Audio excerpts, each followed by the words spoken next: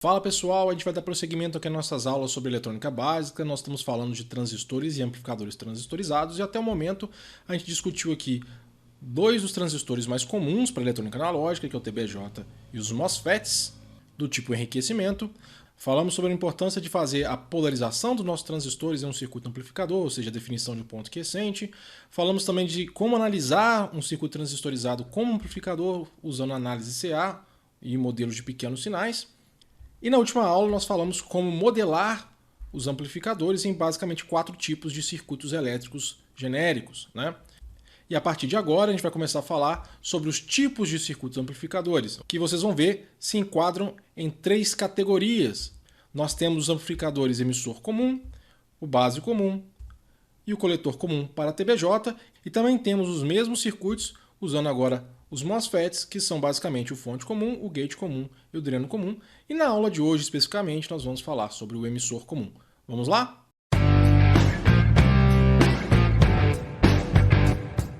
Bom, galera, sem mais delongas, vamos falar um pouco sobre o amplificador emissor comum e vamos começar mostrando um circuito mais completo, né, que tenha tanto a parte de sinal quanto a parte de polarização. Essa parte do meio a gente já viu que é a parte de polarização.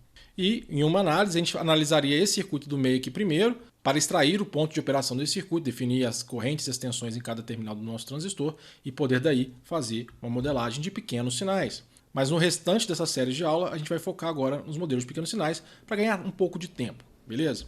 Bom, no modelo de pequenos sinais, a gente teria um circuito semelhante a esse aqui, onde a RB', só para a gente esclarecer, é igual ao RB1, que é esse cara aqui, em paralelo com RB2. Né? Se você não entendeu essa modelagem, eu aconselho você voltar na aula sobre modelos de pequenos sinais que a gente já teve. Vou deixar o link aqui na descrição e também vai aparecer no card aqui, beleza? Então vamos seguindo. Olha esse circuito que ficou. Esse é o famoso emissor comum. Vamos definir algumas coisas importantes. Primeiro, todo amplificador emissor comum, você vai encontrar no modelo de pequenos sinais o emissor ligado no terra, ou seja, no ponto comum, por isso o nome do amplificador. O sinal ele é aplicado na base do nosso transistor e a saída é tomada no coletor. Então, essa é a configuração básica de um emissor comum. Sempre que você encontrar um circuito com essas características, ele vai ser um emissor comum, beleza? Agora, só para a gente definir algumas coisas importantes, né? Nós temos aqui um circuito completo, mas tudo que está em azul faz efetivamente parte do amplificador, né? Então, se eu tivesse esse circuito como uma caixinha, imagina isso, né? Eu teria esses componentes lá dentro. Já o que está em preto não faz parte do amplificador, porque nós temos o quê?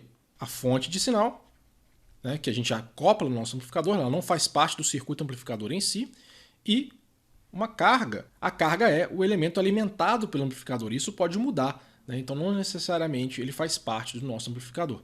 É importante fazer essa distinção, beleza? Seguindo, só redesenhando aqui o nosso circuito, agora eu posso fazer a modelagem desse amplificador dentro daqueles 4 modelos elétricos que a gente discutiu na última aula. Então, pegando 2 exemplos apenas, eu poderia modelar esse circuito como um amplificador de tensão, que seria mais ou menos isso aqui, né? Como a gente viu na última aula.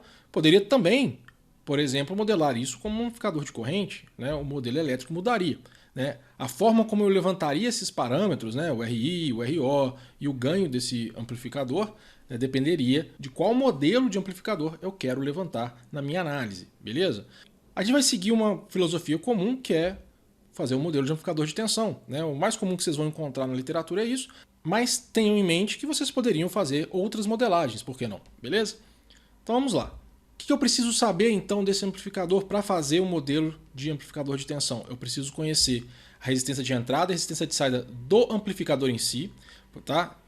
E aí faz sentido aquela distinção do que faz parte do amplificador e o que não faz parte para a gente poder fazer essa modelagem. E além disso, eu preciso saber qual que é o ganho de tensão a vazio deste circuito. E aí eu posso levantar aquele modelo elétrico que a gente já discutiu, que é esse aqui, beleza? Então, vamos lá. Pegando esse circuito de novo, eu vou agora aplicar o modelo de pequenos sinais do meu transistor, que vai me dar esse circuito aqui. E eu estou usando para este circuito o modelo π. Poderia também usar o modelo T, mas eu vou fazer isso um pouco mais para frente no vídeo, beleza? Então aqui está o nosso modelo π e eu vou começar a fazer a minha modelagem.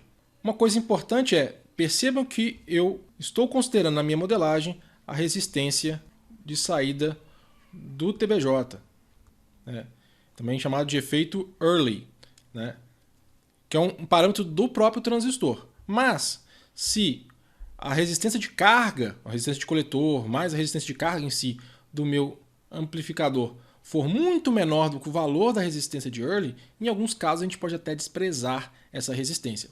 Para o amplificador emissor comum, colocá-la na análise não é tão complicado, então eu vou considerá-la, mas a gente vai ver que nos outros tipos de amplificadores essa resistência é interessante a gente dar uma omitida mais para frente, quando a gente estiver falando de amplificadores integrados ou com carga ativa, a gente pode voltar a analisar essa resistência porque ela vai ser muito importante, beleza?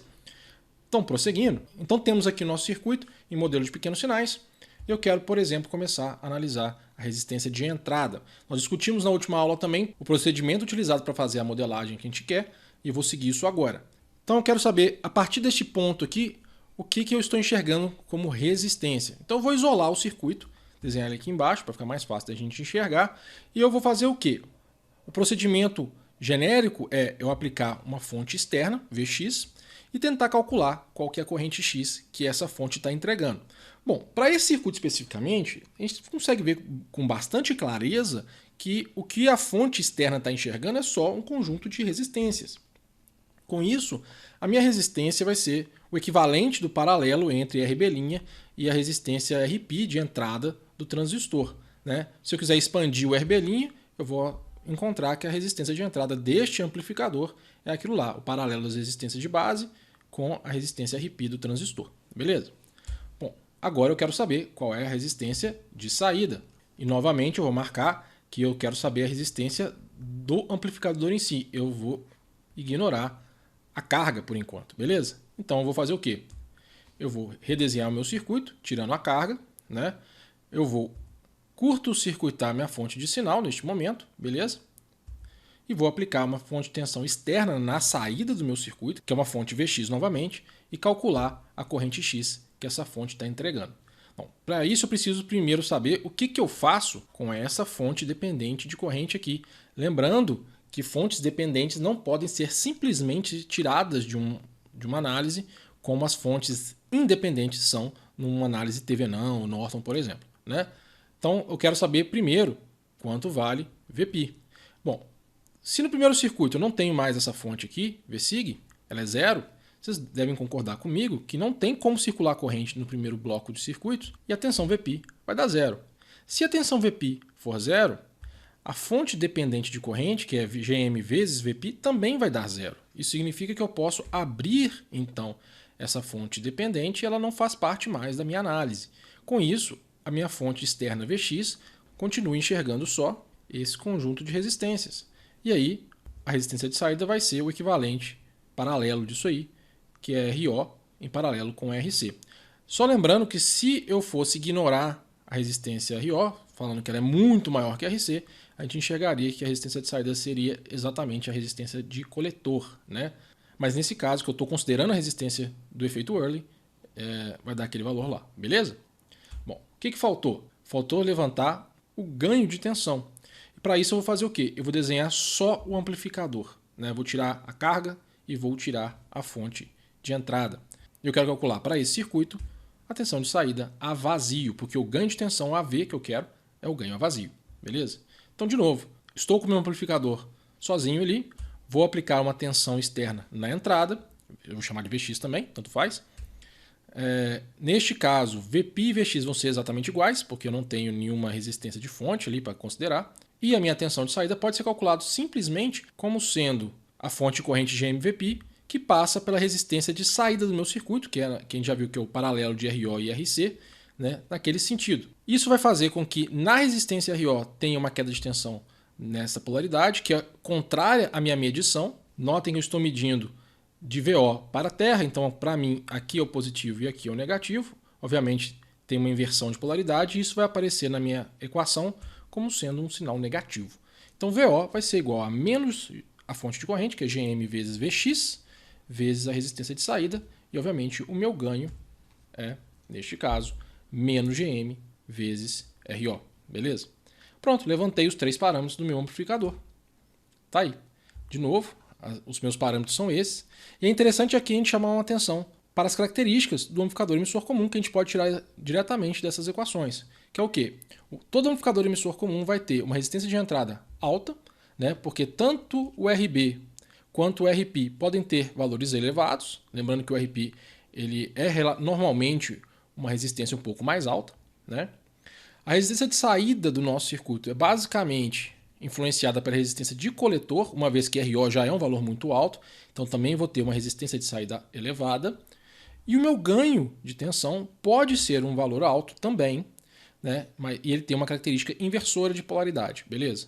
Se a gente for ver essas características e comparar com o que a gente discutiu na aula passada, o amplificador emissor comum ele é quase um amplificador de tensão ideal, porque o amplificador de tensão ideal ele tem uma resistência de entrada muito elevada, um ganho relativamente grande também, a gente espera, e uma resistência de saída baixa. O problema aí é que o emissor comum não tem essa resistência de saída baixa. Então ele é quase um bom amplificador de tensão, a menos da resistência de saída. Beleza? Bom, a gente pode fazer uma outra análise agora, que eu voltei para o meu circuito original, então tenho meu modelo de amplificador de tensão ali no meio, tenho a minha fonte e minha carga, e eu posso agora calcular o quê? O ganho global desse circuito, que é a relação entre a tensão de saída do circuito em si e a tensão de sinal. Beleza? Para isso que eu vou fazer? Eu vou fazer uma análise, vou ter que levantar ali quem que é o VI daquele circuito. A gente vai ver que ele é a tensão de entrada vezes o divisor de tensão formado pela resistência de entrada do amplificador e a resistência de fonte.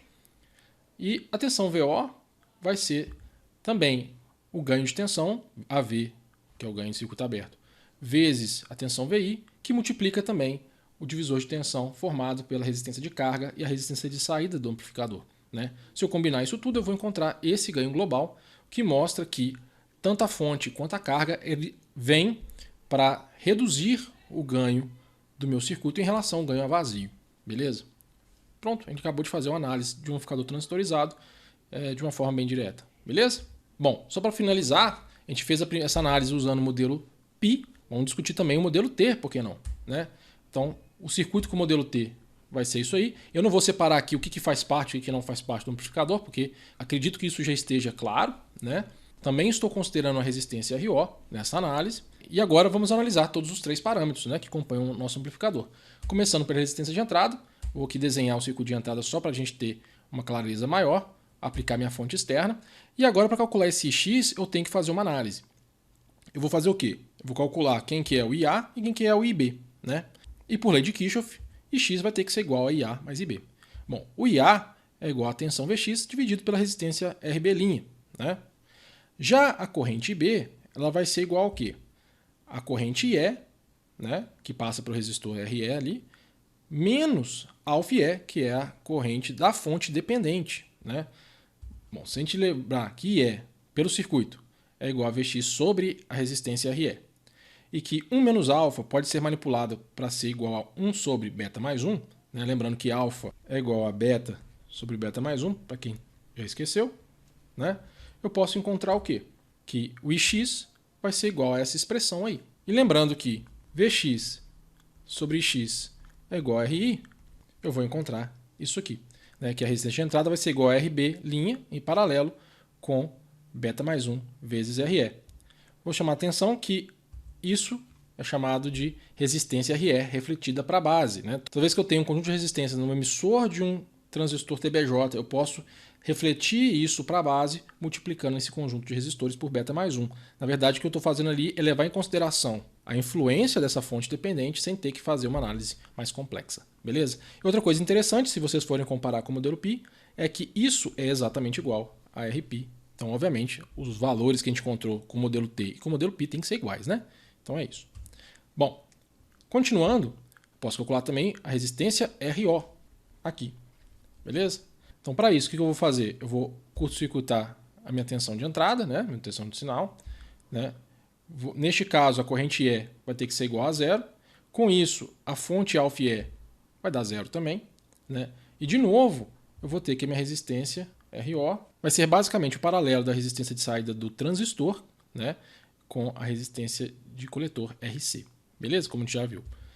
Agora, olhando o ganho, né, de tensão, vou pegar meu circuito, tirar a fonte, tirar a carga, aplicar uma tensão Vx na entrada. A gente vai ver que E, neste caso, vai ser igual a Vx sobre RE.